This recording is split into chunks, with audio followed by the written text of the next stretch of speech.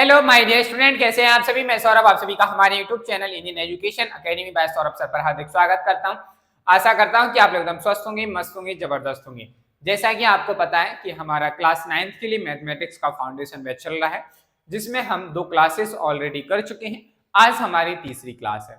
चलिए भाई, तो इस थर्ड क्लास में आज हम जो सीखने जा रहे हैं, कल हमने जो कुछ कॉन्सेप्ट्स पढ़े थे उन कॉन्सेप्ट पर बेस्ड हमारे एग्जाम्स में क्वेश्चंस बनते हैं, जिनके बारे में हमें सीखना है। चलिए भाई, आपके सामने क्वेश्चन लिखा हुआ है, थोड़ा क्वेश्चन को ध्यान से पढ़िए और अगर आप क्वेश्चन को पढ़कर अगर आप सॉल्यूशन कर सकते हैं तो बिल्कुल सॉल्व करिए। ठीक है भाई, जितना आप कर सकते हो उतना जरूर करिए। चलिए भाई, क्वेश्चन को रीड करते हैं। लिखा है, without doing any actual division find whether each of the following is the terminating decimal और नॉट। आपको कहा गया है कि नीचे आपको कुछ क्वेश्चंस दिए गए, उन क्वेश्चंस को आप पर देखिए और आपको एक्चुअल डिवीजन नहीं करना है, यानी कि आप इस तरीके से मत करिए कि आप क्या करेंगे, नीचे जो नंबर दिया है 50 से डिवाइड करने लगो 17 को। आपको इस तरीके का एक्चुअल डिवीजन नहीं करना है, आपको ऐसा करने से मना किया गया है कि आपको इस तरीके से एक्चुअल डिवीजन नहीं करना है। आपके पास तरीका है कि आप विदाउट एक्चुअल डिवीजन के, यानी कि आपको एक्चुअल डिवीजन नहीं करना है, उसकी बिना आप ये बताइए कि आप बता पाएंगे कि यह जो नंबर दिया गया है रैशनल नंबर, क्या यह एक टर्मिनेटिंग डेसिमल है या नहीं है। इस क्वेश्चन में ये कहा गया है। चलिए भाई, क्या आप इसका आंसर बता सकते हैं? अगर आप बता सकते हैं तो अच्छी बात। अगर इसमें क्या कॉन्सेप्ट लगने वाला है थोड़ा उसको रिवाइज कर लेते हैं। कल की क्लास में हमने सीखा था टर्मिनेटिंग डेसिमल क्या होती है। किसके बारे में पढ़ा था? टर्मिनेटिंग डेसिमल के बारे में पढ़ा था, जिसमें हमने आपको बताया था कि अगर आपसे पूछा जाए कि ये नंबर टर्मिनेटिंग डेसिमल है या नहीं, तो हमने कहा था कि हम डिवीजन करके कर सकते हैं। लेकिन क्या ये कह रहे हैं कि आप डिवीजन करके बताइए? इन्होंने मना कर रखा है कि आपको डिवीजन नहीं करना है। इसका अर्थ यह हुआ। फिर हम जाते हैं दूसरे कॉन्सेप्ट में, जिसमें मैंने आपको बताया था कि अगर कोई भी डिनोमिनेटर, अगर किसी रैशनल नंबर का डिनोमिनेटर अगर हमारा 2 की power m into 5 to the power m, क्या कहा था भाई, थोड़ा ध्यान से सुनिए। यहां लिख रहा हूं, मैंने कहा था अगर कोई नंबर 2 की पावर m इंटू 5 की पावर m, अगर कोई डिनोमिनेटर इस फॉर्म में बन जाएगा, अगर किसी डिनोमिनेटर के फैक्टर इस फॉर्म में बन रहे होंगे, तो that's why we can say that the rational number that number is a terminating decimal. अगर ऐसा फॉर्म नहीं बनेगा तो हम कह देंगे that number is not a terminating decimal. समझ में आई बात? कॉन्सेप्ट क्या है, ये हमारा कॉन्सेप्ट है, यही इस क्वेश्चन की ट्रिक है। इस क्वेश्चन को आप इसी तरीके से करते हैं। चलिए भाई, बात करते हैं पहले क्वेश्चन के सॉल्यूशन की।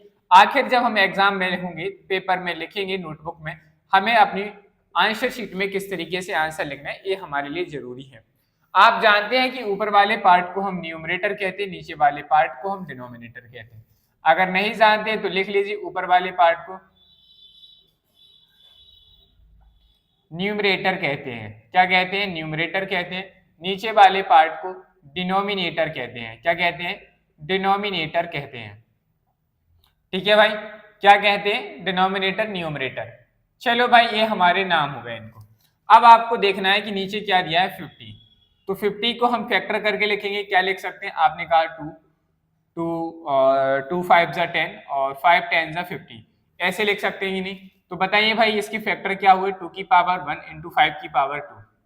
हम क्या लिखेंगे? आप लिखेंगे सिंस करके लिखिए। आप क्या लिखेंगे? Since 50 is expressed 50 is 50 can be expressed, ऐसे लिख दो, 50 can be expressed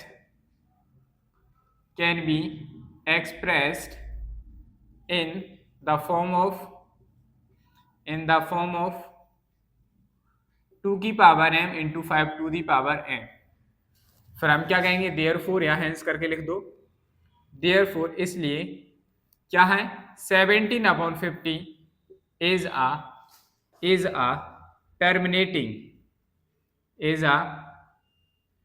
terminating decimal.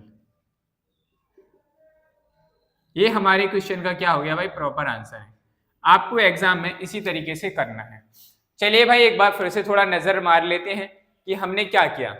हमारे पास एक रैशनल नंबर था जिसका मतलब है 17/50। हमने कहा सर ठीक है, लेकिन आपसे क्वेश्चन में कहा गया है कि आपको डिवीजन नहीं करना है, यानी कि आप एक्चुअल डिवीजन के बिना सॉल्व करेंगे। तो हमने कहा सर ठीक है। तो हमारे दूसरा तरीका जो था हमारा था डिनोमिनेटर के अगर इस तरीके के फॉर्म में फैक्टर बन जाते हैं तो हम उसे टर्मिनेटिंग डेसिमल कहते हैं। तो हमने यहाँ लिखा हमारा डिनोमिनेटर क्या था 50, हमने 50 के फैक्टर किए तो कुछ इस तरीके से हुए।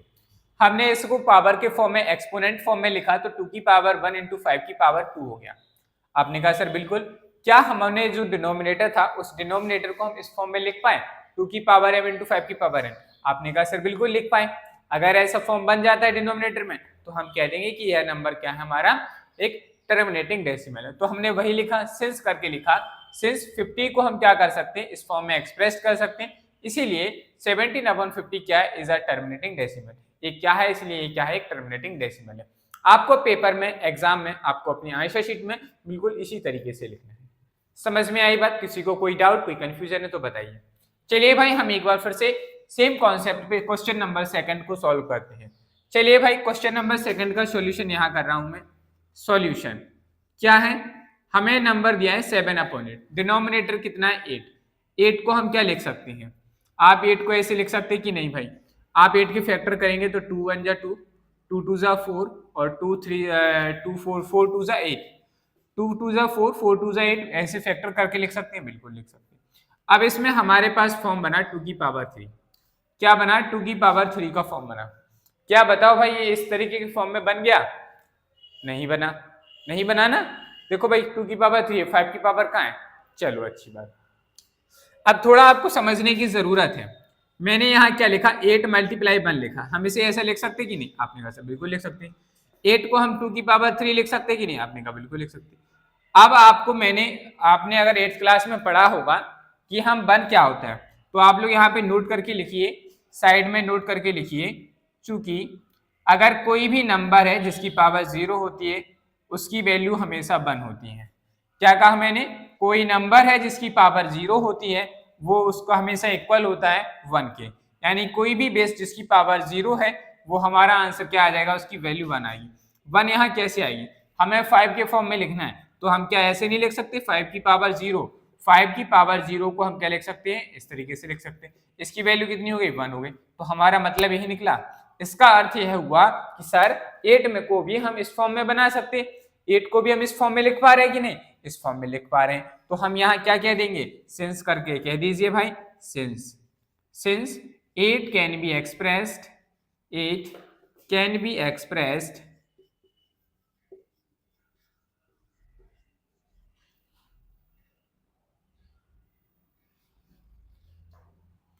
हो सकता है, पॉसिबिलिटी नहीं, बताओ ऐसे लिखो, इसमें 8 is expressed in the form of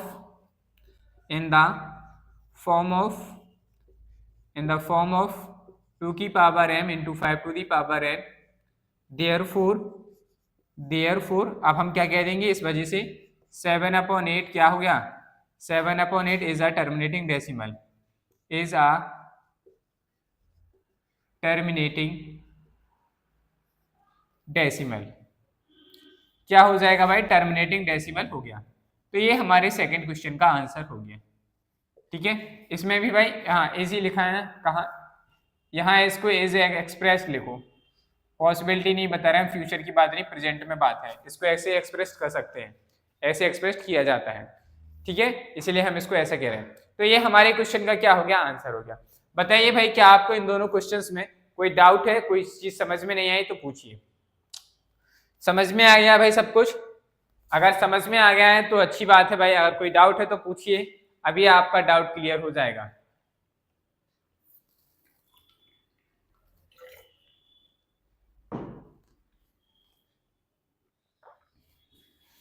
चलिए भाई, अब हम आगे की ओर बढ़ते हैं, तो नेक्स्ट क्वेश्चन की बात करते हैं, क्वेश्चन नंबर 3। क्वेश्चन नंबर 3 को सॉल्व करना है, तो कैसे सॉल्व करेंगे, देखो भाई सेम वही तरीका है। 72 के आप फैक्टर करिए, 72 को आप क्या ले सकते हैं, 2 2 2 जा 4 4 2 जा 8 8 3 जा 24 24 3 जा 72, इस तरीके से लिख सकते हैं। अगर हम इसे एक्सपोनेंट फॉर्म में लिखेंगे तो 2 की पावर 3 इंटू 3 की पावर 2। अब आप देखो भाई, यहाँ देखिए, यहाँ 3 की पावर 2 आ चुकी है। अब आप भले ही 5 की पावर लेके आ जाओ, 5 की पावर 0 भी लिख दो, लेकिन उसमें सिर्फ यही दोनों फैक्टर होने चाहिए थे। अब एक तीसरा फैक्टर अलग आ रहा है, 3 की पावर आ रही। अब हम कह देंगे कि सर इस नंबर का हम क्या कहेंगे, ये हमारा टर्मिनेटिंग डेसिमल नंबर नहीं है। अगर हमारे फैक्टर सिर्फ 2 और 5 की एक्सपोनेंट फॉर्म में बनते तो हम कह देते कि यह डेसिमल नंबर या रैशनल नंबर हमारा क्या टर्मिनेटिंग डेसिमल। अगर उसमें 2 और 5 के अलावा कोई नया नंबर आता है जिसका एक्सपोनेंशियल फॉर्म बनता है तो हम कह देंगे वो नंबर जो है हमारा टर्मिनेटिंग डेसिमल नंबर नहीं है। लिखा है इसे। अब हम यहाँ क्या लिख देंगे, सिंस करके लिखेंगे। सिंस क्या लिखेंगे, सिंस 72 इज नॉट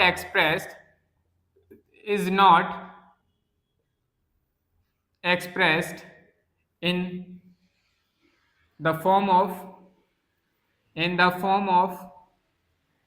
2 की power m into 5 to the power n, therefore, इसलिए हम क्या कह देंगे फिर, देयरफॉर क्या है 23/72 is not a terminating decimal, is not a terminating decimal, तो वो क्या हो जाएगा, एक हमारा टर्मिनेटिंग डेसिमल नहीं होगा। ये हमारे क्वेश्चन का क्या हो गया आंसर। तो आपको बिल्कुल इसी तरीके से आपको एग्जाम में क्या करना है, आंसर शीट में आंसर लिखना है। चलो बताओ भाई, इसमें किसी को कोई डाउट? अगर यहाँ 2 और 5 के अलावा कोई तीसरा नंबर आता है और उसका एक्सपोनेंट फॉर्म बनता है तो आप कह देंगे कि यह नंबर जो है हमारा क्या है, एक डेसिमल नंबर यानी कि टर्मिनेटिंग डेसिमल नहीं है। न टर्मिनेटिंग डेसिमल नहीं है तो इसे हम क्या कह सकते हैं, नॉन टर्मिनेटिंग है, कह सकते कि नहीं? जी हाँ। चलो भाई अब हम बात करते हैं क्वेश्चन नंबर 4 की। क्वेश्चन नंबर 4 को भी हमें इसी तरीके से सॉल्व करना है। चलो भाई इसको यहाँ सॉल्व करते हैं। क्वेश्चन नंबर 4 का सॉल्यूशन कैसे करेंगे, सबसे पहले आपको क्या करना है, 256 के फैक्टर निकालना। 256 के फैक्टर क्या हो जाएंगे, तो आप जानते हैं कि 16 का स्क्वायर है यानी कि 2 की पावर 8 हो जाएंगे। 2 2 जा 4, 4 2 जा 8, 8 2 जा 16, 16 2 जा 32, 32 2 जा 64, 64 2 जा 128, 122 जा 256 आ गया भाई। ये इसके क्या बन गए, इसे हमने एक्सपोनेंट फॉर्म में लिखा 2 की पावर 8। अगर आप यहाँ इसमें 1 से मल्टीप्लाई करेंगे तो कोई फर्क पड़ेगा? नहीं पड़ेगा। यहाँ अगर हम इसमें 1 से मल्टीप्लाई करेंगे कोई फर्क पड़ेगा? नहीं पड़ेगा। 2 की पावर 8, 5 की पावर 1 को क्या लिख सकते हैं, 5 की पावर 0 लिख सकते हैं। ये इस तरीके के फॉर्म में बन गया कि नहीं? बिल्कुल बन गया। क्या इसमें इन दोनों के अलावा कोई तीसरा नंबर है एक्सपोनेंट फॉर्म में? नहीं है। तो हम कह देंगे कि ये डेसिमल कैसा हो जाएगा हमारा, टर्मिनेटिंग डेसिमल हो जाएगा। तो हम कहेंगे क्या लिखेंगे, 256 is expressed in 2 की पावर m इंटू 5 की power n, therefore 18/256 is a terminating decimal, is a terminating decimal। चलो भाई, ये तो हमारी एक बात हो गई कि हमें कॉन्सेप्ट आता है, तो उस कॉन्सेप्ट के बेस पे हम क्वेश्चंस पेपर में जो है इस तरीके से सॉल्व करेंगे। अगर आपसे कोई पूछता है, अगर आपका कोई ओरल टेस्ट लेता है, क्या लेता है, ओरल टेस्ट लेता है, तो आप वहां पे क्वेश्चंस को किस अप्रोच के साथ करेंगे उसके बारे में थोड़ा बात करते हैं। ठीक है, क्वेश्चन नंबर 5, जैसे मान लीजिए कभी आप क्लास में बैठे हैं और आपको टीचर ने सामने से एक क्वेश्चन दिया कि आपसे पूछा गया है कि आपको मैंने एक नंबर दे रहा हूँ, रैशनल नंबर दे रहा हूँ, आपको बताना है कि टर्मिनेटिंग डेसिमल है या नहीं है। तो आप वहां पे कैसे क्वेश्चन को सॉल्व करेंगे, कैसे आप विद इन सेकंड्स में आंसर देंगे, इस चीज को समझिए। जैसे मैंने लिखा यहाँ पे 13/52, क्या लिखा मैंने, 13/52। सबसे पहले अब देखिए हमारे सामने रैशनल नंबर है, सबसे पहले हम क्या करेंगे, इसे सिंप्लीफाई करेंगे। अगर सिंप्लीफाई हो रहा है तो 13 बन जाए 13, 13 हो जाए, तो फाइनली जो हमारे पास एक रैशनल नंबर है वो कितना है, 1/4 है। अब आपसे पूछा गया कि 1/4 को एक रैशनल नंबर है जो टर्मिनेटिंग डेसिमल है या नहीं, तो आप कहेंगे सर हम 4 को 2 की पावर में लिख सकते हैं, 1 का मल्टीप्लाई करेंगे तो 5 की पावर बन रहा है, बिल्कुल बन रहा है। आप कह देंगे सर हाँ ये टर्मिनेटिंग डेसिमल है, बस इतना ही करना है। दूसरा नंबर देखो क्या करेंगे, जैसे एक और अच्छा सा एग्जाम्पल लेते हैं। एग्जाम्पल नंबर 6 में जैसे मैंने कहा 9/8/21, क्या लिखा भाई, 8/21 लिखा। समझिएगा, आपको सबसे पहले क्या करना है, अगर आपसे पूछे कि कोई एक टर्मिनेटिंग डेसिमल है या नहीं, आपको सबसे पहले 21 के फैक्टर करने, तो आपने कहा सर 3 into 7 हो रहा है। क्या इसमें 2 और 5 का कोई काम है ही नहीं। अगर 2 और 5 इसमें नहीं आया है तो आप बिना सोचे समझे ज्यादा समय बर्बाद मत करिए और आप कहेंगे कि सर जो आपने रैशनल नंबर लिखा है ये टर्मिनेटिंग डेसिमल है या नॉन टर्मिनेटिंग डेसिमल है। तो यहाँ भाई ये टर्मिनेटिंग डेसिमल बन रहा नहीं बन रहा, तो आप कहेंगे सर यह नंबर जो है रैशनल नंबर एक टर्मिनेटिंग डेसिमल नहीं है।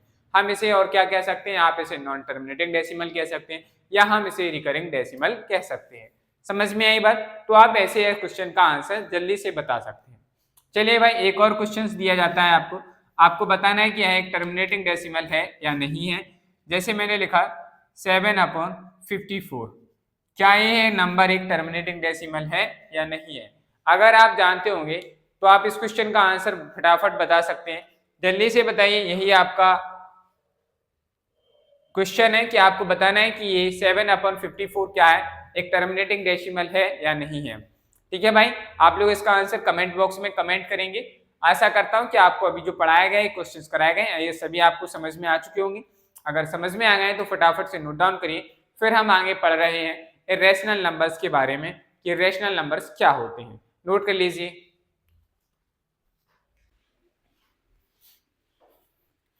चलिए भाई, तो अब हम नेक्स्ट आगे सी बात करते हैं इरेशनल नंबर्स की। किसकी बात करते हैं? इरेशनल नंबर्स की बात करते हैं। भाई हम ज्यादा से ज्यादातर बच्चे जो हैं इस टॉपिक में काफी कंफ्यूज रहते हैं कि हम सर कैसे पहचाने कोई नंबर जो है इरेशनल नंबर है या नहीं है। चलो भाई, आज आपका ये डाउट भी दूर किया जाएगा कि आप कैसे पहचानेंगे कि कोई नंबर इरेशनल नंबर है या नहीं है। चलो भाई इसके बारे में बात करते हैं। तो लिखिएगा साथ में, क्या लिखेंगे? Any number which is in the form of which is in the form of which is in the form of in the form of non terminating. अब आपको ये पता होना चाहिए कि नॉन टर्मिनेटिंग क्या होता है। अगर आप ये नहीं जानते हैं कि नॉन टर्मिनेटिंग क्या होता है तो फिर भाई गड़बड़ है। Non terminating and non recurring, and non recurring का मतलब जानते हैं तो बताइए भाई, कितने स्टूडेंट ही जानते हैं कि नॉन रिकरिंग का मतलब क्या होता है? Non terminating and non recurring number is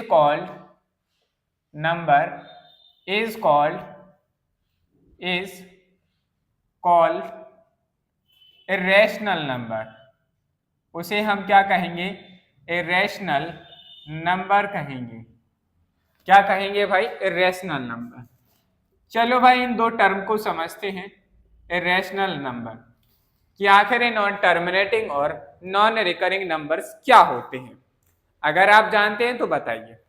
तो चलिए भाई पहले हम इन दोनों वर्ड्स के बारे में पढ़ते हैं। अगर आप इन दोनों वर्डों के बारे में जानते हैं तो आप समझ लीजिए कि आप समझ जाएंगे कि नॉन टर्मिनेटिंग यानी कि इरेशनल नंबर क्या होते हैं, ये आप समझ पाएंगे। Non terminating,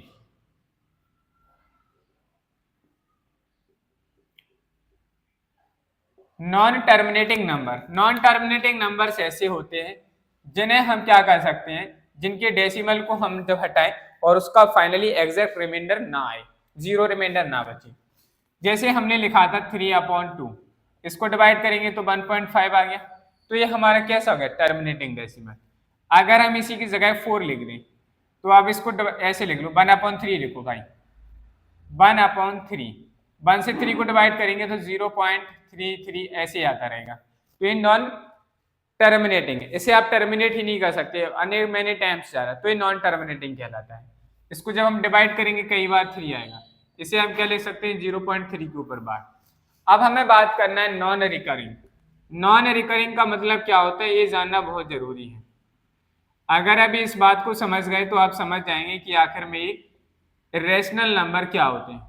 non recurring number का मतलब है कि कोई भी डिजिट, सेम डिजिट, क्या लिखेंगे?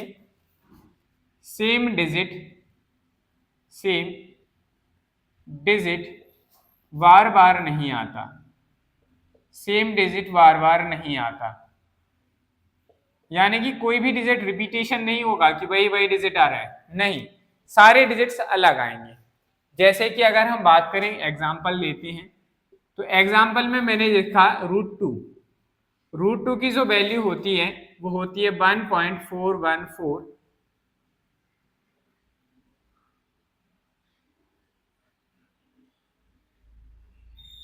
3256।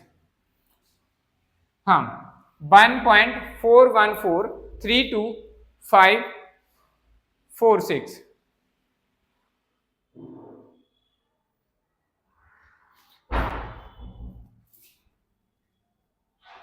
21356 ये इसकी वैल्यू होती है। √2 की वैल्यू ये होती है। अगर हम बात करें पाई की वैल्यू की 3.141, इसके आगे भी और वैल्यूज होती है 59264, 59264 ये इसकी वैल्यू होती है। चलो अब इसको थोड़ा समझ लेते हैं, आखिर हम क्या समझना चाहते हैं। तो हमने देखा सर यहाँ पे डिवाइड तो और भी होता जाएगा, इसके आगे और भी कुछ है, आप इसको लिखते चले जाओ। लेकिन बात यह आती सर कि हमारे पास यहाँ डेसिमल के बाद हमारा डिवीजन तो कई बार चल रहा है, लेकिन यहाँ एक भी ऐसा नंबर नहीं है जिसका रिपीटेशन शुरू हो जाए इसके जैसा। डिवीजन तो चल रहा है लेकिन किसी भी नंबर का रिपीटेशन नहीं हो रहा है। देखो भाई यहाँ 4 आया, फिर 1, फिर 4, फिर 2, फिर 1, फिर 3, फिर 5, फिर 6, ऐसा नहीं, सीक्वेंस नहीं बनना कि 3 3 आ रहा है, 6 6 आ रहा है, 2 2 आ रहा है, नहीं चल रहा। सेम इसी में देखो पाई की वैल्यू में 3 के बाद पॉइंट के बाद 1 4 1 5 9 2 6 4, सारे डिजिट अलग आ रहे हैं। हो सकता है 2 के बाद 4 के बाद 2 आ जाए, 3 आ जाए, 1 आ जाए, 4 आ जाए, 5 आ जाए, 6 आ जाए, लेकिन एक सीक्वेंस नहीं बनना है कि 3 3 बार जाएगा, 3 3 बार जाएगा, ऐसा नहीं होता। जितने भी डिवीजन आप करते हैं, अगर उसमें डिवाइड करने के बाद सारे नंबर अलग आते हैं और डिवीजन लगातार कंटिन्यूअसली होता रहता है, तो उस हर एक रैशनल नंबर को हम क्या कहेंगे, उस हर एक नंबर को हम इर्रेशनल नंबर कहेंगे। क्या कहा मैंने, ध्यान से सुनिए भाई।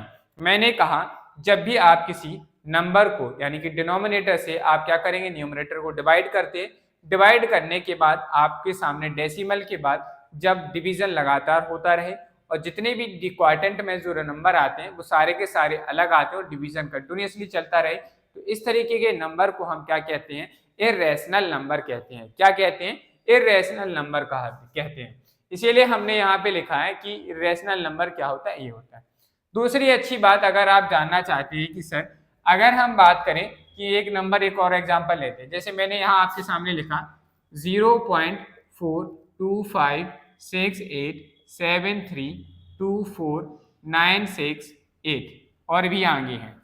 अब आपसे पूछा गया है कि यह नंबर कैसा है, रैशनल नंबर है या इर्रेशनल नंबर, तो आपने कहा सर यहाँ डेसिमल के बाद कोई भी नंबर रिपीट नहीं हो रहा है, डिवीजन चलता जा रहा है, तो हम इसे क्या कहेंगे, इर्रेशनल नंबर कहेंगे। चलो भाई अब हम बात करते हैं ट्रिक नंबर 2। अगर हम बात करें ट्रिक दूसरी है, कॉन्सेप्ट है इसका, इस कॉन्सेप्ट को समझिए भाई।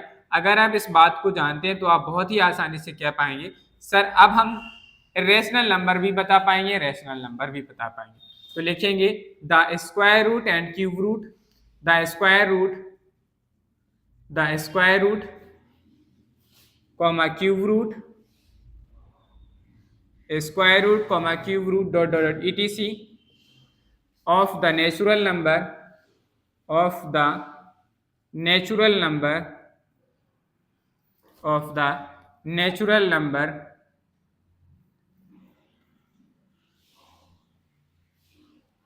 क्या कहा भाई, the square root cube root etc of natural number are irrational number. क्या होगा, आर इर्रेशनल नंबर। क्या कहलाता है भाई, इर्रेशनल नंबर कहलाएगा, आर इर्रेशनल नंबर्स। कब कहलाएगा, तो आगे लिखेंगे if irrational numbers, if there exact value, अगर हम उनकी क्या नहीं कर सकते, exact value can not be obtained. अगर हम किसी भी नंबर का स्क्वायर रूट निकालते हैं या हम क्यूब रूट निकालते हैं, स्क्वायर रूट और क्यूब रूट निकालने पर हमें एक परफेक्ट स्क्वायर रूट या परफेक्ट क्यूब रूट नहीं मिलता है, तो वो हर एक नंबर हमारा क्या कहलाएगा, इर्रेशनल नंबर कहलाएगा। क्या कहा भाई, मैंने ध्यान से सुनिए। अगर आपने कोई नेचुरल नंबर लिया, उस नेचुरल नंबर का स्क्वायर रूट निकाला, उस नंबर का परफेक्ट स्क्वायर रूट नहीं निकला, तो हम कह देंगे कि वो नंबर कैसा है, हमारा एक इर्रेशनल नंबर है। चलिए मैं आपके सामने कुछ एग्जांपल लिखता हूं, आपको बताना है कि रैशनल नंबर है या इर्रेशनल नंबर है। मैंने लिखा √5, √5 लिखा मैंने। क्या √5 किसी का परफेक्ट स्क्वायर है? आपने कहा सर नहीं है। सिंपल सी बात है, तो हम 5 का परफेक्ट स्क्वायर रूट नहीं निकाल सकते। परफेक्ट स्क्वायर रूट नहीं निकल रहा है इसका, that's why we can say that this number is a irrational and irrational number. This number is an irrational number. यह नंबर कैसा हो जाएगा, हमारा इर्रेशनल नंबर कहलाएगा। चलो भाई, अब हमने कहा दूसरी बात करें, हमने लिखा √7। क्या लिखा, √7। √7 भी किसी का परफेक्ट स्क्वायर रूट नहीं होता है, तो हम क्या कह देंगे sir, this is also an irrational number. यह भी क्या है, एक इर्रेशनल नंबर है। चलो भाई, अब आप थोड़ा सावधानी से बताइए। मैंने यहाँ लिखा स्क्वायर रूट ऑफ 16। 16 का स्क्वायर रूट बताइए क्या है। आपने कहा सर ये तो 4 का स्क्वायर रूट है, 4 का स्क्वायर, इसका 16 का स्क्वायर रूट लेंगे तो 4 निकल के आएगा। ये तो एग्जैक्ट यानी कि परफेक्ट स्क्वायर बनना है, परफेक्ट स्क्वायर बनना है, तो that's why we can say that this is not an irrational number. अगर ये इर्रेशनल नंबर नहीं है तो हम इसे क्या कह सकते हैं, रेशनल नंबर है। क्या कह सकते हैं इसे, रेशनल नंबर कह सकते हैं कि नहीं भाई। तो ये √16 हमारा कैसा है, रेशनल नंबर है। कैसे पता किया हमने, हमने जब 16 के फैक्टर किए, क्या किए, हमने जब 16 के फैक्टर किए तो हमारे सामने कुछ इस तरीके से फैक्टर है। यहाँ स्क्वायर रूट हटाते हैं तो हम हमेशा सेम डिजिट के दो सेम डिजिट के डबल का पेयर बनाते हैं, पेयर बनाया तो हमारे सामने स्क्वायर रूट से निकल के आया 4। और हम जिसकी एग्जैक्ट वैल्यू फाइंड आउट कर पा रहे हैं वो रेशनल नंबर है, जिसकी हम एग्जैक्ट वैल्यू फाइंड आउट नहीं कर पाएंगे जिस नेचुरल नंबर की, वो हमारा इर्रेशनल नंबर होगा। इसलिए हमारा 16 कैसा हो गया, रेशनल नंबर। बाकी दोनों नंबर्स हमारे कैसे थे, इर्रेशनल नंबर थे। समझ में आई बात की नहीं भाई। चलो भाई आगे एग्जांपल की बात करते हैं। जैसे मैंने कहा क्यूब रूट ऑफ 9। अब आपसे पूछा है 9 का क्यूब रूट निकालो। क्या आप जानते हैं कि 9 किसी का परफेक्ट क्यूब होता है, नहीं होता है। जब 9 किसी का परफेक्ट क्यूब नहीं है तो हम इसे क्या कहेंगे, हम इसे इर्रेशनल नंबर कहेंगे। अगर आपसे पूछा जाए, आपसे कहा गया है कि आपको क्यूब रूट निकालना है 512 का, आपने कहा सर 512 तो परफेक्ट क्यूब होता है, कि किसका होता है, आपने कहा सर 8 का परफेक्ट क्यूब होता है। 8 का परफेक्ट क्यूब होता है 512। जब हम इसके फैक्टर करेंगे तो हमें इसका क्या निकाल सकते हैं, हम इसकी एग्जैक्ट वैल्यू निकाल सकते हैं। जब हमने इसकी एग्जैक्ट वैल्यू निकाली तो हमारे पास 8 आया, जिसकी हम एग्जैक्ट वैल्यू क्यूब रूट निकाल पा रहे हैं, तो हमारा वो क्या कहलाएगा, रेशनल नंबर। और ए हमारा क्या कहलाएगा, रेशनल नंबर। तो इस तरीके से हम क्यूब रूट और स्क्वायर रूट की हेल्प से भी ये फाइंड आउट कर पाते हैं कि कोई नंबर रेशनल नंबर है या इर्रेशनल नंबर है, इस चीज को हम बता पाते हैं। बताओ भाई, इसमें किसी को कोई डाउट है, कोई कंफ्यूजन है तो बताइए। नहीं है ना। चलो भाई, अब हम आपको कुछ क्वेश्चंस दे रहे हैं जिससे हमें भी पता चले कि आपको ये चीज समझ में आई या नहीं। आपको इन क्वेश्चंस के आंसर बताने कि आखिर इन 5 क्वेश्चन का क्या आंसर है, यानी कि वो रेशनल नंबर है या इर्रेशनल नंबर है, आपको ये बताना है। समझ में आई बात। जैसे हमने लिखा 32। नेक्स्ट एग्जाम्पल लिखा हमने क्यूब रूट ऑफ 1000। नेक्स्ट लिखा हमने क्यूब रूट ऑफ 1296। नेक्स्ट की बात करें अगर हम, लिखा गया है square root of 2016। And now fifth question is find the square root of 2025। आपके सामने 5 क्वेश्चंस दिए गए, आपको बताना है विच नंबर इज रेशनल और इर्रेशनल, कौन सा नंबर रेशनल नंबर है और कौन सा नंबर इर्रेशनल नंबर है, ये आपको बताना है। जितने भी स्टूडेंट क्वेश्चंस का आंसर देंगे, दैट्स व्हाई वो स्टूडेंट्स पढ़ने में इंटरेस्टेड है और वो टॉपिक को अच्छे से सीख रहे हैं। आप एक बार सीखिए, आपको परमानेंट सीख जाएंगे। आप नंबर ऑफ क्वेश्चंस की प्रैक्टिस करेंगे, आपको वो कॉन्सेप्ट अच्छे से आएगा, आपको वो फॉर्मूला अच्छे से आ जाएगा। आप कभी भी उसका रिवीजन करके फटाफट से आप क्या कर लेंगे, क्वेश्चन सॉल्व कर पाएंगे। समझ में आई बात। चलिए, तो आपको इन 5 क्वेश्चंस का आंसर बताना है कि इन 5 क्वेश्चन को में से कौन सा नंबर रेशनल नंबर है और कौन सा नंबर इर्रेशनल नंबर है। चलिए भाई, आप लोग इसे नोट डाउन करेंगे, ठीक है भाई। क्या करिए, आप लोग इसे नोट डाउन करिए, फिर हम अभी जो है डिवीजन मेथड और सीखते हैं कि अभी हमने जो पहले रैशनल नंबर के लिए क्वेश्चन किए थे उसमें डिवीजन मेथड नहीं किया था, डिवीजन मेथड को और करते हैं। नोट कर लीजिए भाई। चलिए भाई, अब हम बात करते हैं कुछ डिवीजन वाले मेथड से। आपको बताना है which of the following which of the following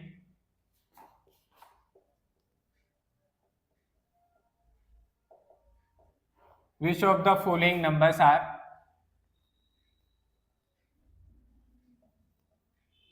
which of the following numbers are rational and irrational number।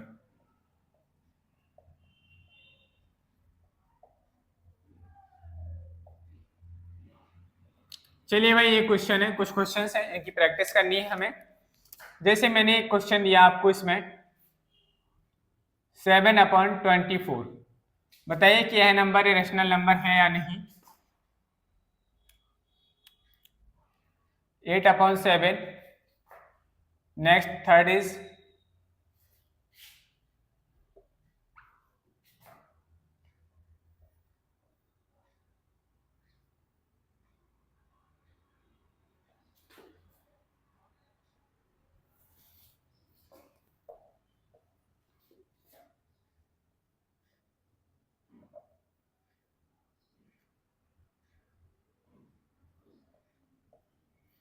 चलिए भाई, हमारे सामने 4 क्वेश्चंस हैं, हमें इन 4 क्वेश्चंस स्कोर करना है। चलिए देखिए, हमसे पूछा गया है कि ये नंबर जो है रैशनल नंबर है या नहीं। तो आपके पास मेथड दोनों है, चाहे आप डिवीजन मेथड से हेल्प से करो या आप विदाउट डिवीजन मेथड से। तो चलिए हम विदाउट डिवीजन मेथड तो कर चुके हैं, थोड़ा डिवीजन मेथड को और अप्लाई कर लेते हैं। 24 से आप सीधा क्या करेंगे, सॉल्यूशन करेंगे। जब आप सॉल्यूशन करेंगे तो आप क्या करेंगे, 24 से डिवाइड करेंगे 7 को, 0 टाइम्स जाएगा, डेसिमल लगाए, नंबर ऑफ 0 बढ़ा। आपको टेबल्स आने चाहिए भाई, अगर टेबल्स नहीं आती तो आप डिवीजन नहीं कर पाएंगे। आप डिवीजन मेथड तभी करिएगा जब आपको टेबल्स आती हो। अगर आपको टेबल्स नहीं आती हैं तो यकीन मानिए आप डिवीजन मेथड मत करिएगा, आप विदाउट डिवीजन मेथड जाएंगे, यानी कि फैक्टर वाले मेथड पे जाएंगे। आप नंबर को जो भी डिनोमिनेटर है उसे 2 की पावर m इंटू 5 की पावर n के फॉर्म में फैक्टर करिए। अगर हो जाते हैं तो आप कह देंगे रेशनल नंबर है, अगर नहीं होते तो आप कह देंगे कि रेशनल नंबर नहीं है। समझ में आई बात। डिवीजन मेथड पर मत जाइएगा, क्योंकि अगर आपको टेबल से याद नहीं है, टेबल से याद नहीं है तो आप कैलकुलेशन करने के चक्कर में गुणा भाग करोगे तो आप अपने टाइम को बर्बाद करोगे। चलो भाई, हमें तो टेबल्स आती हैं। 24 3 जा 72 तो नहीं जाएगा, 2 टाइम्स में 48 हो गया। सब्ट्रैक्शन करो भाई, कितना आ गया, ओहो भाई,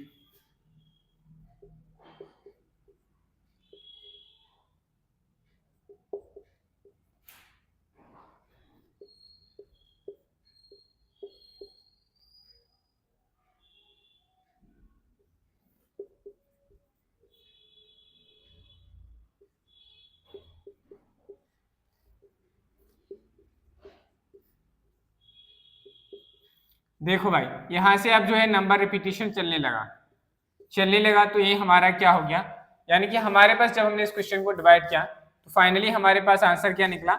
यहाँ लिखिएगा 7/24 से जब हमने इसको डिवाइड करना शुरू किया तो 0.291666 आने लगा। अगर हम इसे शॉर्ट फॉर्म में लिखना चाहें 2916 के ऊपर बार लगा देंगे, ये हमारे क्वेश्चन का क्या आ गया, आंसर। क्या बताइए, यह एक रैशनल नंबर है? आप कहेंगे सर बिल्कुल नहीं। तो that number is not a rational number. ये क्या है, रैशनल नंबर नहीं है कि नहीं, नहीं है, क्योंकि इसमें लगातार कंटिन्यूसली फॉर्म रिपीट हो रहा है। तो क्या लिख देंगे, 7/24 is not a rational number, is not a rational number. क्या आप इस नंबर को रैशनल नंबर कहेंगे? नहीं कह सकते, क्योंकि इसमें नंबर का रिपीटेशन हो गया, और नंबर का रिपीटेशन नहीं होना चाहिए, रैशनल नंबर यही कहते हैं। 7/24 is not a rational number. ठीक है, चलो भाई नेक्स्ट क्वेश्चन को करते हैं। 7/8 आपको साफ साफ दिख रहा है, 7 से 8 को डिवाइड करना है, कर लो भाई। 7 बन जाए 7.0, 7 बन जाए 7, 7 4 जा 28 और 7 2 जा 14, 7 8 जा 56, 7 5 जा 35, 7 7 जा 49, 7 1 जा 7, 7 4 जा 28। देखो भाई अब रिपीट होने लगा, 2 बचा, 7 2 जा 14, सेम प्रोसेस चल रही। तो हमने देखा कि जब हमने 7 से 8 को डिवाइड किया तो हमारे पास कुछ इस तरीके से आया। तो हम फाइनली क्या लिखेंगे, जब हमने 8 से 7 को डिवाइड किया तो हमारे पास आंसर निकल के आया 1.14257 और उसके बाद फिर से डिजिट का रिपीटेशन हो गया। तो हम ये सारे डिजिट रिपीट हो रहे हैं, इसका मतलब क्या हुआ, इसके ऊपर बार लगा देंगे। ये हमारे क्वेश्चन का क्या है, तो ये भी कैसा नंबर है, इसमें भी देखो फाइनली आफ्टर कुछ समय बाद नंबर का रिपीटेशन स्टार्ट हो गया। तो ये रेशनल नंबर नहीं है, लेकिन ये रैशनल नंबर भी नहीं है। तो हम क्या कहेंगे, 8/7 is not a rational number, is not a rational number. एक बात याद रखिए भाई, जब भी कोई नंबर इरेशनल नंबर होगा तो उसमें कोई भी नंबर रिपीट नहीं होगा। आप एक सीक्वेंस के बाद यहाँ ये पूरा नंबर, इतना नंबर फिर से रिपीट हो रहा है, नंबर रिपीटेशन होने लगा, दैट्स वाई हम उस नंबर को इरेशनल नंबर बिल्कुल नहीं कहेंगे। रैशनल नंबर नहीं है वो अलग बात है, लेकिन वो इरेशनल नंबर है ये भी है ही नहीं, ये नहीं कह सकते। तो ये भी क्या हम लिख देंगे, 8/7 is not a rational number. चलो भाई नेक्स्ट थर्ड क्वेश्चन को सॉल्व करते हैं। क्वेश्चन नंबर थर्ड का सॉल्यूशन क्या होगा, बताओ भाई। इन दोनों का मल्टीप्लाई करेंगे। देखो ये आप जानते हैं, रूट स्क्वायर रूट ऑफ 2 क्या होगा, 2 मल्टीप्लाई बाई √3। √3 का नंबर हम इससे करेंगे तो जो नंबर आएगा बेसिकली वो क्या होगा, इरेशनल नंबर होगा, क्योंकि √3 कैसा है, इरेशनल नंबर है। तो आप देखिए कि बिना देखे ही सॉल्व किए ये भी आप बता सकते हैं कि 2√3 इज एन इरेशनल नंबर। कैसा नंबर हो गया भाई, ये इज एक रैशनल नंबर हो गया। यही हमारे क्वेश्चन का क्या हो गया, आंसर। समझ में आई बात। चलो last question of the class, next last question की बात करते हैं। लास्ट क्वेश्चन में क्या कहा गया है, तो देखो भाई हमें क्यूब रूट निकालना है, थोड़ा इसको अच्छे से लिखिए। हम इसे क्या लिखेंगे, 125 के फैक्टर करेंगे तो 5 × 5 × 5 हो जाएगा। 20 के फैक्टर करेंगे तो क्या हो जाएगा, मल्टीप्लाई बाय 4 × 5। इसमें पेयर बना दो भाई, 5√5 हो गया, इसमें पेयर बनेगा तो 2√5 हो गया। 2 का मल्टीप्लाई करेंगे 2 5 से 10 और 5 और 5 का मल्टीप्लाई होगा 5, तो फाइनली 50 आ गया। कैसा नंबर है, रैशनल नंबर है। तो हम लिख देंगे क्या, √125 multiply by 20 is a rational number, is a rational number. ठीक है भाई, तो आपको समझ में आया होगा कि हम कैसे फाइंड आउट करेंगे कोई नंबर रैशनल है या इरेशनल नंबर है। तो आपको पेपर में ऐसे क्वेश्चंस भी दिए जाएंगे कि आपसे कहा जाएगा डिवीजन मेथड की हेल्प से आप ये बताइए कि कोई नंबर रैशनल नंबर है या नहीं है। तो आपको वहां पर भी इसी तरीके से क्वेश्चंस को सॉल्व करना है। समझ में आई बात। चलिए भाई, आशा करता हूँ कि आज की क्लास आप लोगों को पसंद आई होगी। अगर आपको कोई भी डाउट है तो आप अपना डाउट कमेंट बॉक्स में कमेंट करके पूछिए। अगर आपको क्लास पसंद आई है तो क्लास को लाइक करें, चैनल को सब्सक्राइब करें, बेल आइकन को प्रेस करें, जिससे कि आपको हमारी आने वाली नेक्स्ट क्लासेस का नोटिफिकेशन समय पर मिलता रहे। वीडियोस को अपने फ्रेंड्स के साथ शेयर करें, जिससे वो भी जुड़कर अपनी मैथमेटिक्स की प्रिपरेशन कर सकें। चलिए भाई, आज के लिए इतना ही रखते हैं, मिलते हैं कल।